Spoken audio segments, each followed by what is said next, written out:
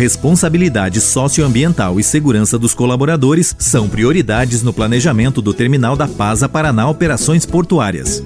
Terminal atua com prioridade às normas ambientais e de segurança em suas atividades, itens como gestão do PGRS, plano de gerenciamento de resíduos sólidos, coleta seletiva, controle de pragas e roedores, limpeza geral de suas áreas de operação e projetos socioambientais, como o Horta Comunitária, realizado na Escola Municipal Randolfo Arzua, são destaques das ações ambientais da PASA no litoral. A empresa tem como principal pilar a capacitação constante de seus colaboradores em diversas áreas, priorizando itens como segurança das equipes e socioambiental, mantendo também em sua estrutura uma brigada de emergência altamente capacitada, obtendo os melhores e mais eficazes equipamentos. PASA Paraná Operações Portuárias S.A. é sustentabilidade aliada com alta tecnologia em infraestrutura portuária.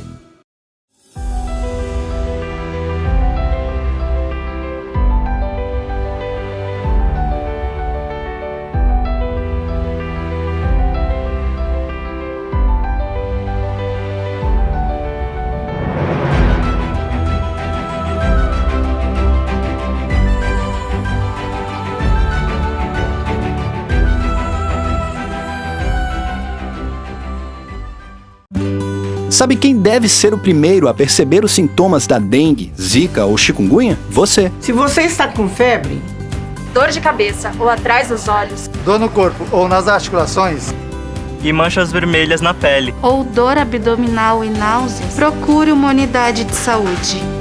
Prestar atenção nos sintomas é com você, comigo, com todo mundo. Dengue, zika e chikungunya são doenças graves e podem até matar. Ministério da Saúde, Governo Federal.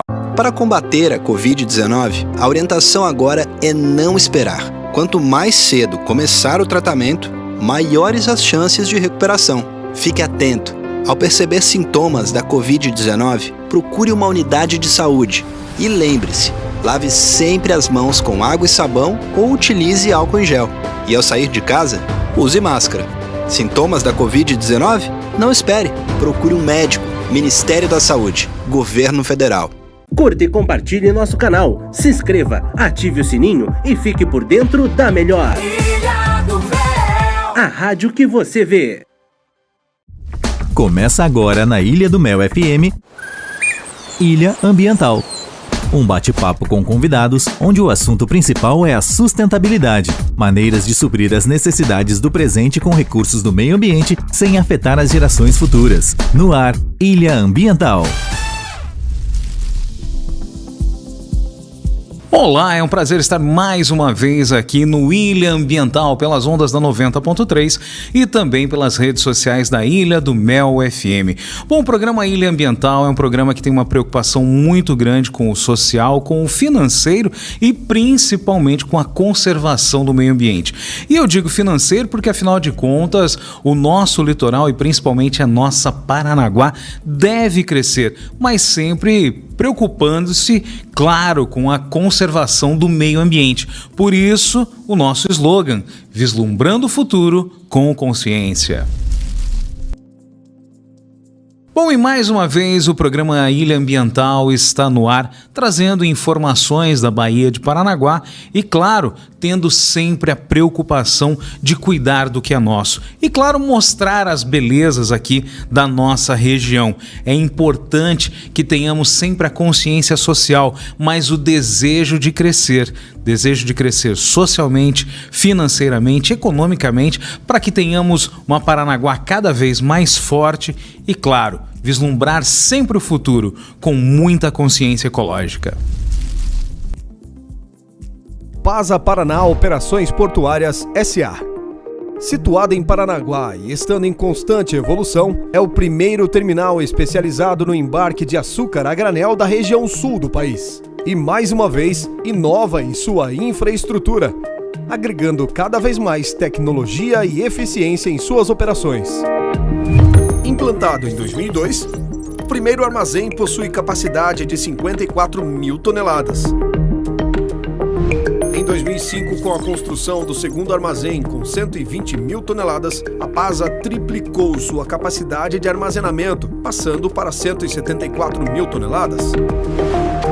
Construído em 2014, o terceiro armazém em funcionamento possui capacidade de 65 mil toneladas. A PASA possui capacidade estática total de armazenagem de 239 mil toneladas. Como resultado do sucesso da organização e diante da crescente demanda da exportação brasileira, a empresa prepara novos investimentos no setor portuário, sendo a construção do quarto armazém que será instalado com o objetivo de ampliar a sua capacidade de armazenagem e embarque de granéis sólidos. O armazém PASA 4 vai possuir as seguintes características: 130 metros de comprimento, 40 metros de largura e 30 metros de altura, com capacidade para 60 mil toneladas. Com a construção do armazém PASA 4, a capacidade estática total de armazenagem aumentará em 38,1%, passando de 239 mil toneladas a 299 mil toneladas.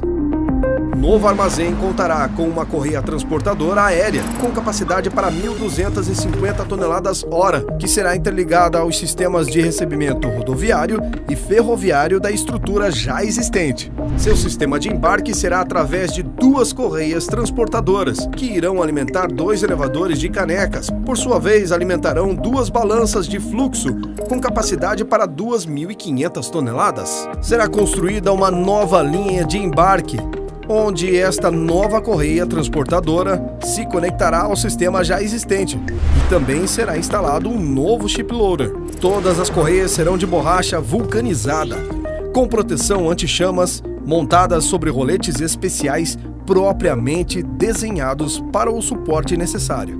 Sendo assim, o novo sistema de embarque totalizará 3 correias transportadoras e mais um ship loader, ampliando sua capacidade de embarque de 1.500 toneladas hora para 4.000 toneladas hora. Projetado para atender navios tipo Panamax e Posmax, também será dotado de sistema de controle de particulados de última geração.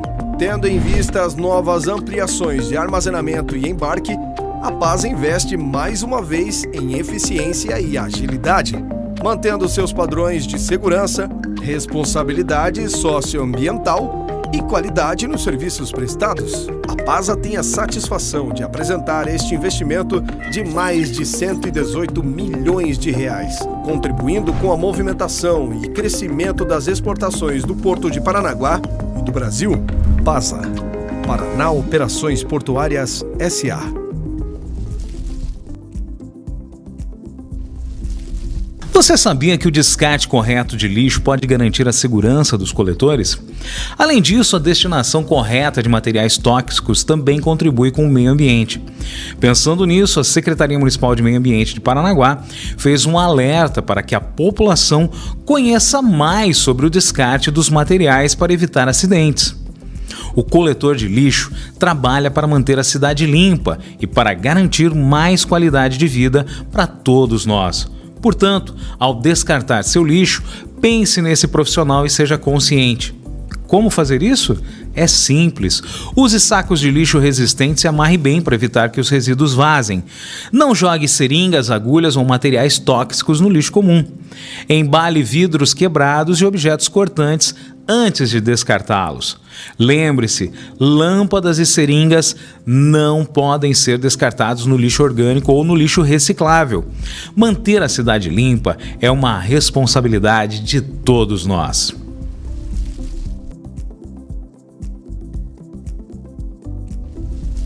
O maior bioma brasileiro, berço da maior biodiversidade dentre as florestas tropicais do mundo, a Amazônia, foi celebrada no dia 5 de setembro. A data faz referência à criação da província do Amazonas pelo imperador Dom Pedro II, em 1850. Com aproximadamente 5 milhões de quilômetros quadrados de floresta, a Amazônia se estende ao longo de 9 países da América do Sul, sendo 60% da área desse bioma no Brasil. Dona de riqueza incalculável de plantas e animais, a floresta brasileira abriga 38 milhões de habitantes. A Amazônia é tão extensa que, se fosse um país, seria o 7º maior do mundo. Tamanha imensidão faz com que ainda nos dias de hoje novas espécies de plantas e animais sejam descobertas e catalogadas. A diversidade é igualmente grande. Estima-se existir milhões de espécies no bioma, sendo parte dessa diversidade exclusiva da maior floresta tropical do planeta. Um incêndio atingiu o Parque Nacional de Brasília na segunda-feira, dia 5 de setembro, e destruiu em um dia mais de 2.000 hectares de vegetação. A área corresponde a 2.000 campos de futebol. O incêndio consumiu em 24 horas 4,8% da reserva ambiental. Há 4 meses não chove em Brasília, o que aumenta o perigo. A fumaça do Parque Nacional de Brasília pode ser vista de longe. Criada em novembro de 1961, a reserva fica a 10 quilômetros do centro da capital federal e surgiu da necessidade de proteger os rios que abastecem o Distrito Federal de água potável. Além disso, a mata contribui para o equilíbrio do clima. Também conhecido como Parque da Água Mineral, a área tem 2 piscinas abertas para o público, atividades de educação ambiental e áreas onde a visitação é proibida. O parque abriga sítios arqueológicos históricos e espécies da flora e da fauna que são típicas do Cerrado. Bom, o Ilha Ambiental dá um tempo e volta já. Estamos apresentando Ilha Ambiental. Responsabilidade socioambiental e segurança dos colaboradores são prioridades no planejamento do Terminal da Pasa Paraná Operações Portuárias. Terminal atua com prioridade às normas ambientais e de segurança em suas atividades, itens como gestão do PGRS, Plano de Gerenciamento de Resíduos Sólidos, coleta seletiva, controle de pragas e roedores, limpeza geral de suas áreas de operação e projetos socioambientais, como o Horta Comunitária, realizado na Escola Municipal Randolfo Arzua, são destaques das ações ambientais da PASA no litoral. A empresa tem como principal pilar a capacitação constante de seus colaboradores em diversas áreas, priorizando itens como segurança das equipes e socioambiental, mantendo também em sua estrutura uma brigada de emergência altamente capacitada, obtendo os melhores e mais eficazes equipamentos. PASA Paraná Operações Portuárias S.A. é sustentabilidade aliada com alta tecnologia em infraestrutura portuária.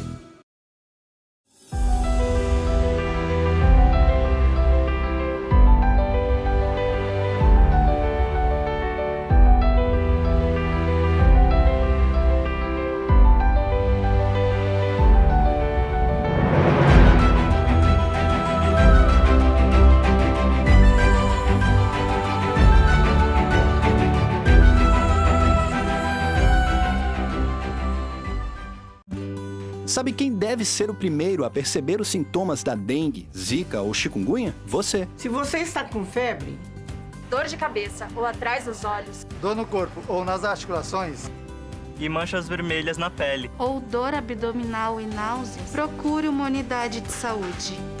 Prestar atenção nos sintomas é com você, comigo, com todo mundo. Dengue, zika e chikungunya são doenças graves e podem até matar. Ministério da Saúde, Governo Federal. Para combater a Covid-19, a orientação agora é não esperar. Quanto mais cedo começar o tratamento, maiores as chances de recuperação. Fique atento. Ao perceber sintomas da Covid-19, procure uma unidade de saúde. E lembre-se, lave sempre as mãos com água e sabão ou utilize álcool em gel. E ao sair de casa, use máscara. Sintomas da Covid-19? Não espere. Procure um médico. Ministério da Saúde, Governo Federal.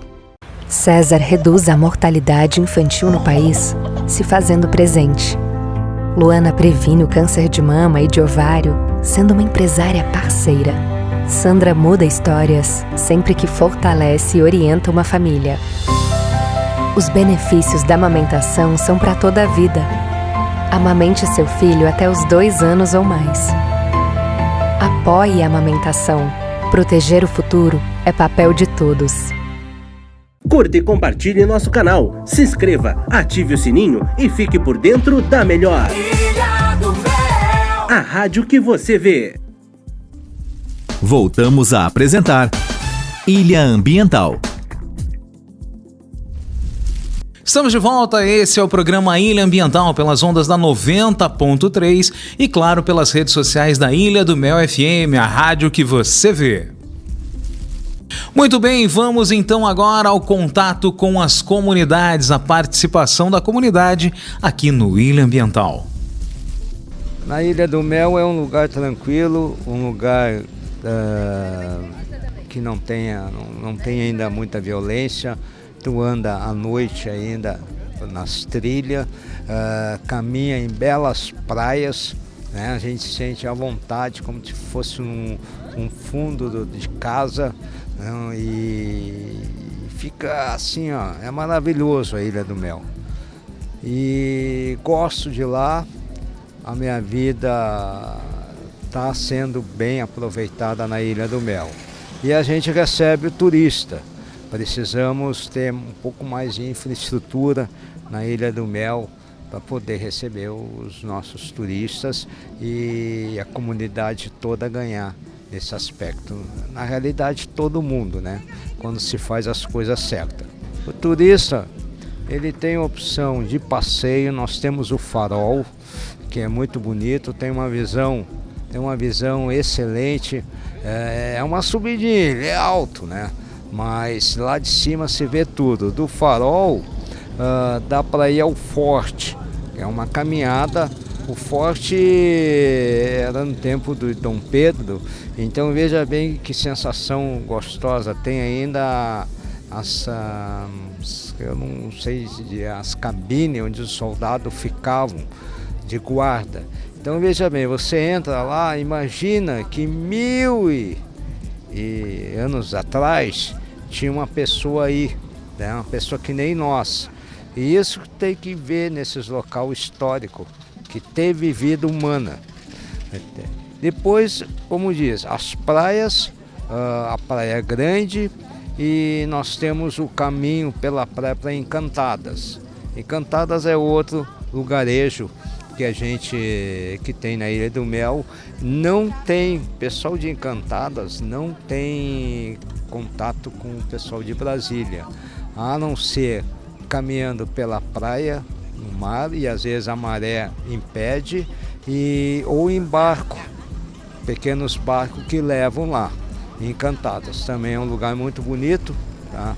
Um pouquinho diferente a vegetação, mas tudo é bonito, tudo é bonito.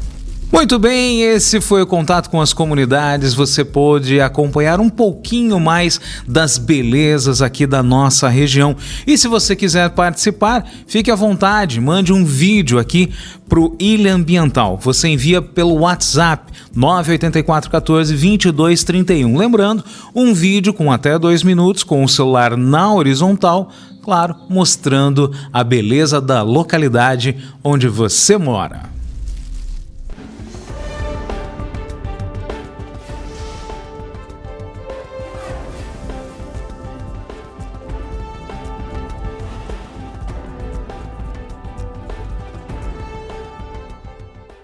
Vou juntar 3 perguntas aqui na internet que estão relacionadas ao comportamento humano, nossos hábitos, né? O Fred, você levantou a questão dos comédios, dos produtos químicos, né, que persistem, que vão chegar nos oceanos, combustíveis fósseis. Quais são as mudanças essenciais que tem que acontecer nos hábitos das pessoas para dar uma contribuição para esse esforço global? Bom, eu acho que esse esforço de mudança ele já está acontecendo. Se há 10 anos atrás a gente falasse em carro elétrico, carro elétrico, hoje em dia está direto aí, né? Ou seja, essa mudança da matriz energética global está ajudando sobremaneira. E tem uma coisa extremamente contraditória, paradoxal até, a gente fala mal do petróleo. Quer dizer, em 1950, quando veio a Revolução Industrial descobrindo que o petróleo dava para tacar fogo e produzir energia, foi por causa disso que nós temos baleia ainda hoje. Porque até essa época a baleia era o maior commodity. Todas as cidades europeias eram iluminadas a óleo de baleia, a óleo de mamíferos marinhos. Era o maior commodity do mundo. Os ingleses vieram para o Novo Mundo a caça de baleia. Os portugueses vieram para pegar madeira, óleo. Quer dizer, então o petróleo, pelo menos nesse aspecto. Só que a gente resolveu um problema e causou um outro, provavelmente tão ruim quanto, né? Então, eu acho que essas iniciativas de vários países, com energia eólica, energia solar, você vê na Europa, está havendo, né, vários países querendo mudar a sua matriz energética. Eu acho que isso já é uma postura muito boa. E as pessoas, quando começarem a comprar, darem valor para o carro elétrico, e não que, né? Eu acho que é fundamental. As lâmpadas LEDs, a tecnologia está aí. Eu acredito no ser humano, eu acredito na tecnologia. A ciência está aí para isso. A gente publica os nossos artigos, né? É fácil publicar. O difícil é fazer a tua ciência ser útil para a sociedade. Isso é a coisa mais difícil que tem, né? E aí, quando você cria essas mudanças, eu acredito que isso vai melhorar. Eu acho que existem inúmeras evidências de que nós estamos no caminho certo. O próprio Brasil está fazendo um incentivo enorme à instalação de novas aerogeradores, né? Aproveitar a energia eólica, particularmente no Nordeste brasileiro, aproveitar a energia solar, em grande parte, no Nordeste brasileiro. Agora, evidentemente, como toda sociedade complexa como a nossa, existem várias forças, existem pessoas que ainda defendem o uso de carvão, o uso de petróleo, mas, na verdade, é um movimento sem volta no nosso planeta para as energias renováveis. A grande questão é se isso nós vamos ter tempo de reverter esse quadro ou não. Isso é uma questão que ninguém tem, a ciência não tem resposta para essa questão, mas, obviamente, isso é a questão temporal e estratégica, porque a cada ano que nós estamos emitindo mais combustíveis fósseis, nós estamos agravando significativamente a situação. Nessa mesma temática, tem perguntas aqui sobre a questão da pecuária e o consumo de carne. Qual que é o papel disso na mudança climática e se deixar de comer carne realmente dá uma contribuição real para... Produção de alimentos, não só para os 7 bilhões de pessoas hoje, mas para os 9, 10 bilhões que nós seremos daqui a algumas décadas, é absolutamente crítica e crucial. E, evidentemente, a pecuária, entre todas as formas de produção de alimentos, ou seja, a produção de carne, é de longe a maior emissora de gás de efeito estufa, em particular o metano, né? E, infelizmente, apesar de todos os esforços da Embrapa e da ciência, nós ainda não conseguimos evitar que um boi, por exemplo, no seu processo de digestão, não emita metano para a atmosfera. Então, na verdade, consumir menos carne ajuda, sim, na redução de emissão de gás de efeito estufa. E, além dos gases de efeito estufa, a pecuária também usa muita água, né? A gente pode imaginar que nós temos água sobrando no nosso planeta, mas isso não é bem verdade. Temos muito nos oceanos, mas muitas regiões do nosso planeta você tem uma escassez de água muito importante. E a pecuária usa muita água. Então, nós temos realmente que mudar os nossos hábitos alimentares para você realmente poder readequar o consumo de alimentos para um consumo de alimentos onde tenha um mínimo emissão de gás de efeito estufa, e a eliminação da carne é certamente um desses processos. E aí a gente para de comer boi e começa a comer peixe. Qual o problema para o oceano aí? O que a gente come?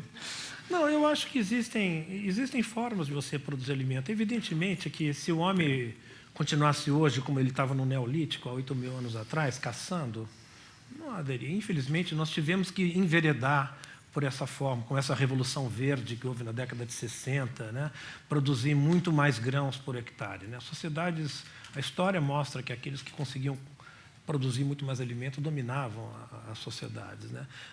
Infelizmente, não havia outro destino para o ser humano. O ser humano quer viver, quer se reproduz cada vez mais. É muito difícil você dizer para as pessoas, controla isso, não controla aquilo, porque é basicamente involuntário, né? Então, a gente tem que produzir alimento, e a única forma foi usar essa tecnologia, porque senão já não haveria mais floresta, caça, quer dizer, está retardando o processo. Existem formas de você produzir alimento de forma sustentável. Você pode produzir no mar, macroalgas, microalgas, que não usam água doce. A aquacultura é uma tecnologia que eu acho que é promissora, que vem aí para ficar. É a atividade de produção de alimento que cresce 10% ao ano no mundo. É evidente que a pecuária tem todo esse impacto, como outras coisas têm impacto também. Eu acho que o impacto é a somatória de várias coisas. Não acho que não adianta botar culpa numa coisa só, né? Eu acho que a gente pode... Não é deixar de comer carne, a gente pode simplesmente procurar outras alternativas, também comer carne, não tanto, né? E procurar formas mais inteligentes da pecuária, né? Usar os gases do boi para fazer biodigestores. Alguma coisa nós vamos ter que inventar para poder resolver as questões, esses desafios que vêm aí no futuro. Legal. Fred, você falou que os oceanos estão chegando no seu limite, né? Estão ganhando um pouco de tempo, estão dando tempo para a gente buscar uma solução, mas estão no limite. Chegando nesse limite, o que acontece? As coisas começam a acontecer mais rápido, você tem um agravamento ainda maior das mudanças climáticas? Provavelmente. A bomba biológica terrestre ela também está chegando no limite. Ela é basicamente representada pelas florestas das regiões temperadas do Canadá, do norte da Europa, do norte da China. Começaram a plantar desde no final da Segunda Guerra Mundial. Ou seja, para onde vai o carbono? Vai para o tronco das árvores. As árvores do tronco vai crescendo, crescendo. Está lá, está retido. Mas agora a árvore não cresce mais. Agora entrou em equilíbrio. Produto que ela fixa de carbono, ela devolve. Então, o sistema terrestre está chegando no limite. O mar, a mesma coisa. Não adianta você... Ele não vai conseguir, pela bomba da solubilidade, existe um limite para a dissolução. Não adianta você deixar a água mais fria ainda. Isso não vai acontecer. E o aquecimento global também vai esquentar os oceanos, aumentar a estratificação térmica. E isso, estratificação térmica nos oceanos, é que nem óleo boiando em água. Nos oceanos, tudo que morre vai para o fundo. E é no fundo que se forma o humus. Numa floresta, você sabe, o solo da floresta é enriquecido com as coisas que caem.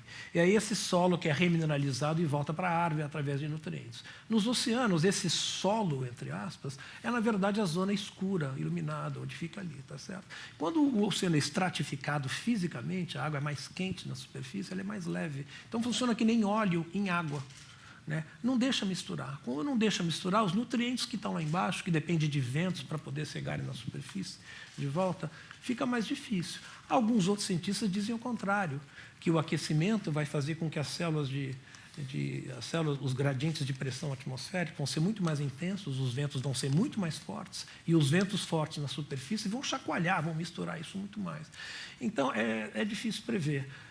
Todo mundo tem ideias, tem modelos. E os modelos, sabe como é que é? Os modelos são construídos com aqueles parâmetros que a gente conhece hoje. Então, pode ser que nós não estamos medindo uma série de coisas que deveria estar no modelo. Então, é muito imprevisível. Tudo que eu tenho lido sobre o destino, o que vai acontecer nos oceanos, é tudo baseado nas suposições. A acidificação vai dificultar perda de corais, a poluição vai dificultar, vai acabar com a diversidade. Eu me lembro quando eu tinha 8 anos, eu ia para Ubatuba, eu mergulhava lá, né, naquela época que a gente chamava protetor solar de hipoglós e nadadeira de pé de pato. Né? E sabonete Febo era caríssimo, só tinha no lavabo das festas que eu ia lá no... Né? E nessa época eu via centenas de espécies lá em Ubatuba quando a gente mergulhava. Recentemente você vai lá, e eu tenho ido a Ubatuba nos últimos 30, 40 anos, não vê mais nada, está acabando. Nós estamos modificando, a pesca é um problema sério, a sobrepesca é um problema sério também. Paulo, mesma pergunta para a Amazônia. Ontem foi divulgada aí as novas estatísticas do desmatamento, voltou a crescer, estava na faixa de 5 mil quilômetros quadrados por ano, agora subiu para 8. Qual que é o limite da Amazônia e, extrapolado desse limite, o que acontece na Amazônia e com o clima no Brasil? É muito importante essa questão, mas veja, a Amazônia está realizando um serviço ambiental, assim como os oceanos estão fazendo, muito importante de absorver cerca de 0,5 tonelada de carbono por cada hectare de floresta. Se você multiplica isso por 5,5 milhões de quilômetros quadrados da floresta, é uma área enorme. Ou seja, a Amazônia está ajudando significativamente a fixar esse carbono excessivo que nós estamos jogando na atmosfera. Agora, como o Brandini colocou, isso tem limites. Né? Uma árvore não pode crescer para 100, 150, 200 metros de altura. E também a fotossíntese depende de nutrientes, depende de outros ingredientes. Então, nós já temos indícios de que esse limite está chegando nos ecossistemas tropicais, não só na Amazônia, mas em outras regiões, e o homem está dando uma empurradinha. Né? Então, esse ano, o Brasil desmatou 8 mil quilômetros quadrados de florestas primárias.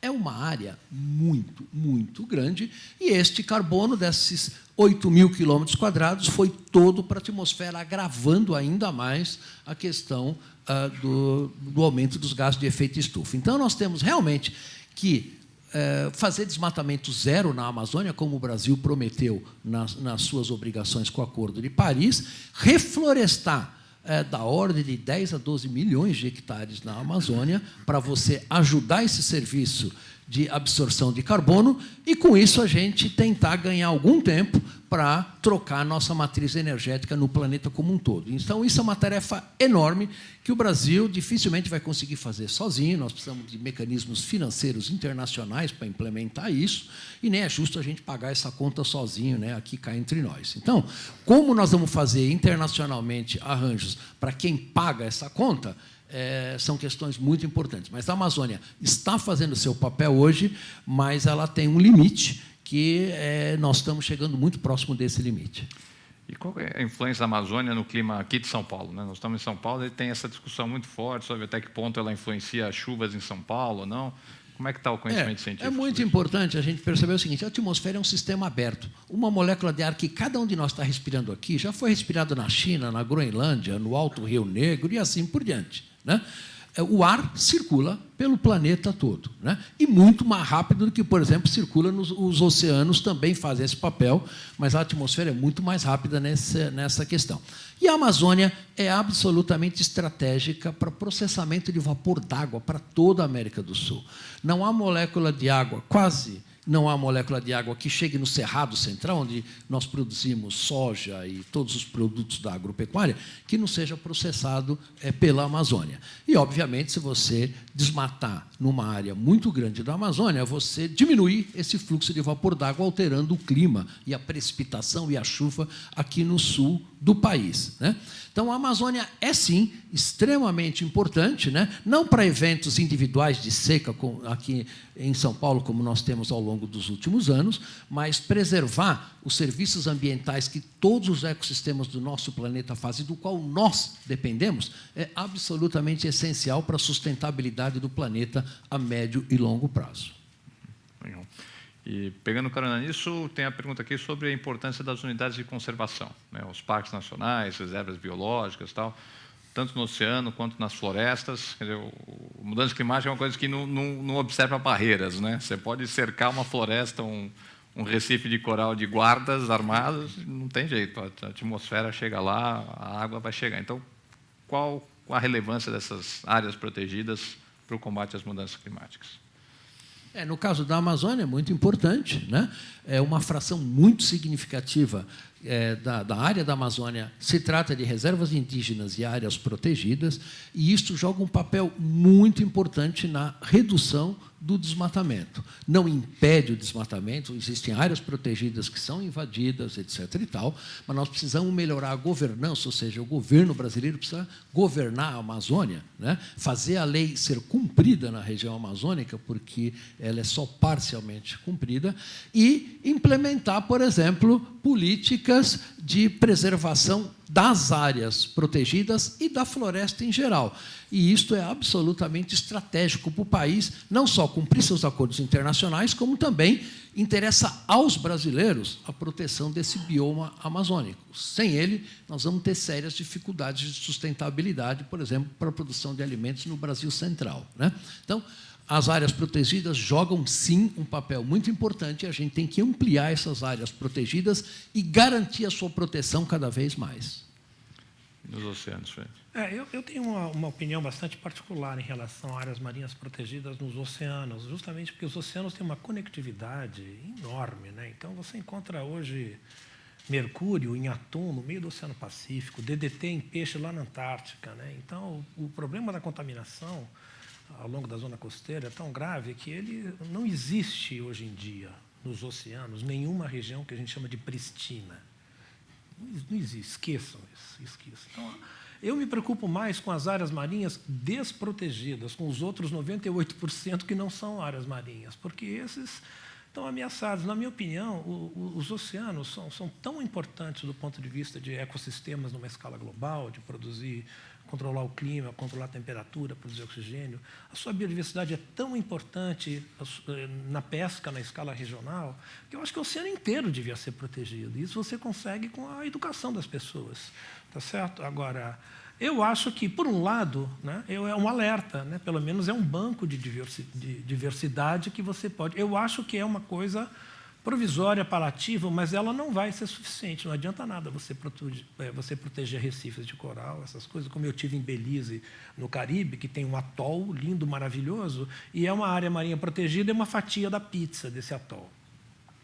Ou seja, 15% dele é área marinha protegida. Aqui você não pode pecar, não pode fazer nada. Mas no resto você pode fazer o que você quiser. Poxa, eu mergulhei na área marinha protegida, tinha escova de dente passando, pedaço de plástico, não vi um peixe, não vi um peixinho, não vi nada. Quer dizer, então, eu acho que criar a área marinha protegida para o ser humano é um atestado de ignorância. Né? É um zoológico. Você põe ali, ó, nós vamos matar tudo mesmo, bota num zoológico, pelo menos. Né? Eu vejo isso eu tenho medo. Eu tenho alertado os movimentos ambientalistas do mar, cuidado, vocês estão querendo aí 10%, 20%, se vocês ficarem brigando muito que vocês querem essas áreas marinhas protegidas, isso daí abre um precedente. Bom, quer dizer que os 20% vocês estão satisfeitos, né? Quer dizer que agora a gente pode fazer o que a gente quiser nos 80%, né? Então vocês não vão reclamar. E aí é um problema, porque esses 20% não vão ser nada daqui a 50, 100 anos, se o resto também não tiver conservado. Então, eu tenho uma visão bastante pessoal. Mas eu acho que elas são importantes como educação. É um alerta. Quem sabe elas servem de educação, de exemplo. Olha como aqui está melhor, né? Para poder melhorar os outros 80% que estão pensando aí para o futuro. Como é que vocês avaliam as políticas brasileiras no momento com relação à mudança climática? São suficientes? Não são? E como é que você também orquestra isso com um esforço global, né, de atender aos interesses de todas as diferentes nações, tal? O Paulo falou que o conceito de país, a gente tem que abolir o conceito de país, né? Como é que você faz isso e implementa essas políticas? Veja, bom, é uma pergunta muito complexa, a resposta é muito longa, mas basicamente o Brasil se comprometeu a reduzir as suas emissões de gás de efeito estufa, né? Mudar sua matriz energética para uma matriz energética mais sustentável, baseada em energia solar e energia eólica, e, basicamente, zerar o desmatamento da Amazônia. Então, o que a gente está percebendo é que o Brasil está fazendo progressos em algumas áreas e desprogressos em outras áreas, como, por exemplo, a questão do desmatamento na Amazônia, que não está sendo contido pelo, basicamente, falta de governança, falta de poder do governo sobre um recurso natural, que é de todos os brasileiros, absolutamente estratégico, como a Amazônia. Então, o Brasil está se comprometendo a reduzir suas emissões de gás de efeito estufa, mas, com certeza, nós poderíamos fazer muito mais do que isso, né? O Brasil tem um potencial eólico no Nordeste brasileiro enorme, tem um potencial de energia solar gigantesco, né?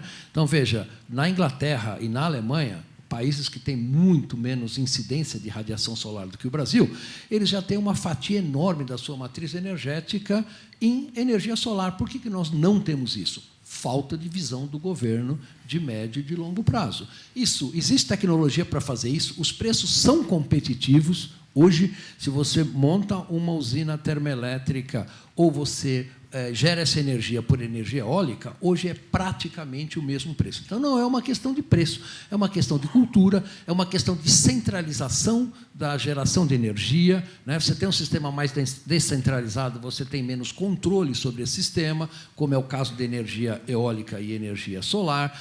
Então, uma mudança de cultura e de política no Brasil vai ter que ser implementada se o Brasil quiser dar a sua contribuição para a redução de emissão de gás de efeito estufa. Isso não há a menor dúvida. Pegando o gancho, eu queria lembrar vocês que a energia mais estável que os oceanos podem oferecer é a energia das marés. Tenha vento ou não tenha vento, tenha nuvem, não tenha sol, a maré está sempre ali. Então, também é um potencial enorme. Quer dizer, não há dúvida nenhuma que o mar cumpre um papel fundamental, principalmente um país costeiro com 8.500 quilômetros de costa. As pessoas às vezes criticam, mas não dá, isso aí não vai servir. Mas quem falou que tem que ser tudo com a energia da maré? Quem falou que tem que ser tudo com a energia do vento? Ou tem que ser tudo? Você pode fazer simplesmente uma matriz totalmente diversificada. Certas regiões você usa, com isso você, né, você diversifica, é melhor, né? Às vezes você coloca, não dá para botar a culpa numa única coisa, você também não pode apostar a solução numa única coisa. Agora, em relação a política pública em relação à conservação marinha, é um problema, porque o problema não é dos políticos do governo, o problema é da sociedade brasileira como um todo. Alguns de vocês aqui lembram, quando vocês estavam no ensino primário, fundamental, de ter tido algum exemplo como é que vem a maré, de física, de química, de mar. A sociedade brasileira é completamente cega em relação ao mar. É um autismo generalizado. Mar para o brasileiro é o lugar de passar carnaval, comer camarão. Porque somos um país enorme, continental, ou seja, a Amazônia roubou, né? O continente roubou. A gente usa o mar porque acha que... Agora, pensem vocês o mar. O mar é 95% do PIB passa pelos oceanos. Imagine em 30 segundos se o Brasil não tivesse mar. Se nós não fôssemos um país costeiro. Como é que seria esse país do ponto de vista histórico? Os portugueses não teriam chegado, né? Cultural. Será que existiria Jorge Amado, Bossa Nova, Caipirinha, Tanga? Será que existiria essas coisas? Cultural, na história, né? Na geopolítica, qualquer país costeiro. A Bolívia e o Paraguai fariam de tudo para ter um corredorzinho para poder chegar no mar. E nós temos tudo isso e não damos valor a ele. Então, é uma coisa de berço, de cultura, de educação. Tem que ser de baixo para cima, né? Nós temos que votar em políticos que dão valor a isso e comecem a botar o mar no mesmo cenário, com a mesma importância que tem a Amazônia, né? Tá certo? Que ambos os biomas, o conjunto de biomas de um país é fundamental para a sua história, geopolítica, biodiversidade. Mas eu sei que você não gosta do termo Amazônia Azul, né? Que é muito usado para referir ao oceano. É verdade. Eu escrevi um artigo, na verdade... Posso falar? O microfone é seu. Bom, o artigo chamava-se Amazônia Azul é a PQP. Mas o editor falou, não, Frederico, vamos fazer assim, Amazônia Azul, uma ova.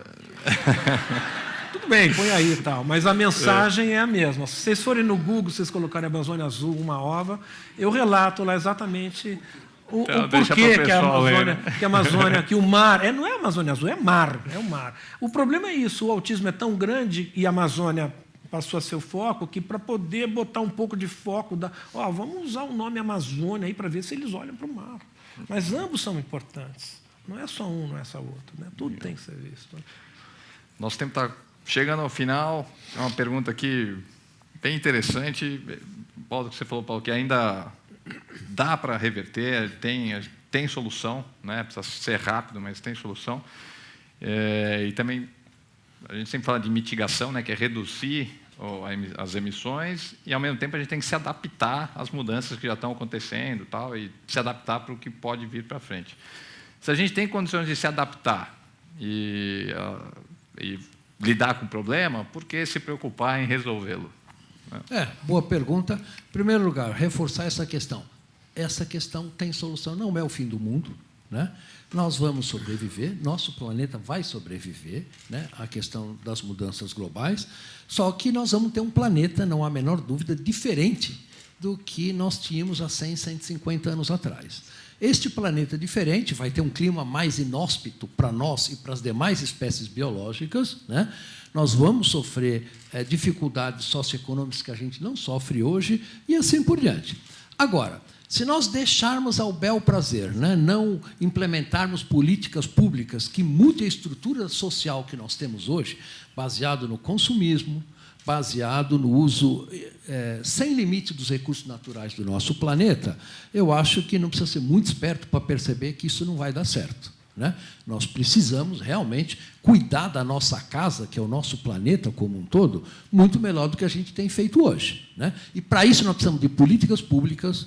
Quer dizer, não adianta só ações individuais também, porque a diversidade do nosso planeta é muito grande. Precisamos de políticas, sim, de incentivo à mudança de consumo, mudança de uso de água, mudança de uso de energia,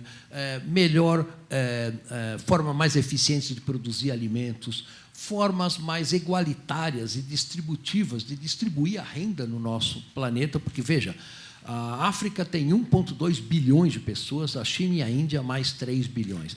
A hora que a África, China e Índia quiser ter o padrão de consumo das nações desenvolvidas hoje, nós teremos um problema muito sério e isso vai chegar logo.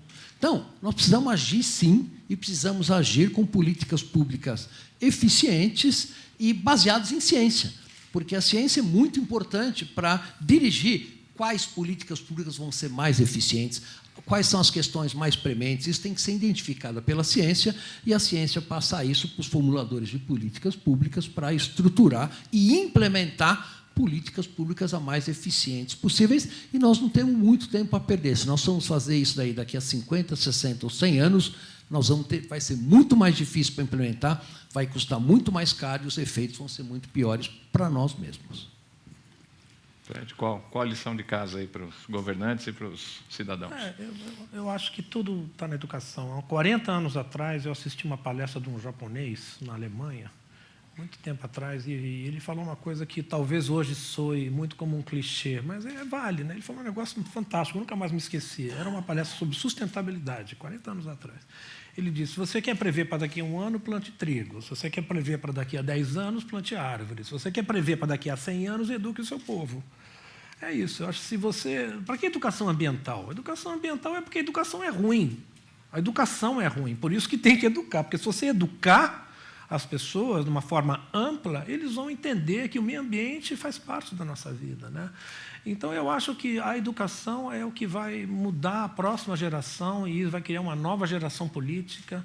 E eu acho que as políticas públicas vão acabar se desenvolvendo a longo prazo, mas numa nova geração, depois que tiver um povo muito bem educado em relação a isso. Eu acho que, para mim, eu não vejo saída. O resto, para mim, é paliativo. Se as pessoas não se educarem, as políticas públicas... É um processo de baixo para cima, bottom-up, né? Eu acho isso. Legal. Posso estar equivocado, mas...